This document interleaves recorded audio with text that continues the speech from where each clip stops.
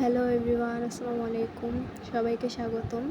তো ভিডিওর প্রথমেই আপনারা দেখতে পারতেছেন যে এখানে শাক তোলা হইতাছিল। এখানে শাকগুলো একটু বড় বড় হয়েছে মোটামুটি।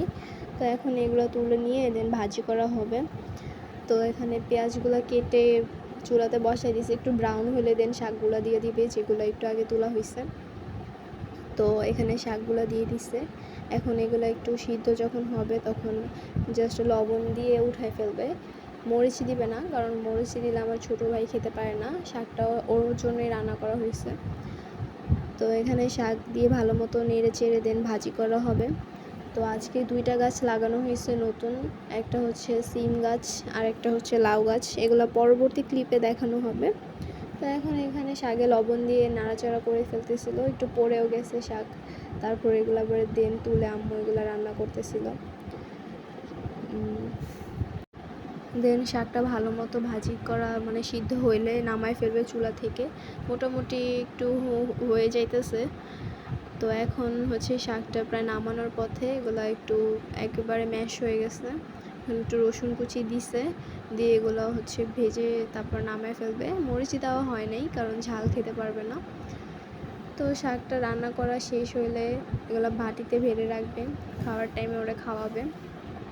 শাক রান্না করা শেষ হয়ে গেছে অলমোস্ট। তো এটা হচ্ছে আমাদের লাউ গাছ। এটা কিছুক্ষণ আগে লাগানো হয়েছিল। পাতাগুলা 2টা পাতা একটু হয়ে গেছে। তো এখানে আবার পরবর্তীতে সার পানি দেওয়া হবে গাছে। এটা হচ্ছে সিম গাছ, এটাও লাগানো হয়েছিল একটু আগেই। এটা একটু ছোটো লাঠি দিয়ে জাস্ট ব্রেকেট দিয়ে রাখছিল, যাতে এটা কিছু না হয়, পোকামাকড় না খায়। আর এটা হচ্ছে আমার ছোটো ভাই। ও ক্যামেরার দিকে তাকাইলে একটা পোজ দিত, কিন্তু ক্যামেরা দেখে নাই। তো আমি বললাম যে একটু হাই দাও। পরে ও হচ্ছে হাই দিতেছে। এখানে ওকে খাওয়াইতেছিলাম, পরে বাইরে চলে আসছে। তো আমি ভিডিও করতেছিলাম ওরে। এরপরও হচ্ছে টুকটাক কথা বলতেছিল, আবার হাই দিতে বলতেছিলাম, দেখে হাই দিতেছিল। তারপরে আমি বললাম যে ফ্লাই কিস দাও, দেন ও হচ্ছে ফ্লাই কিস দিল।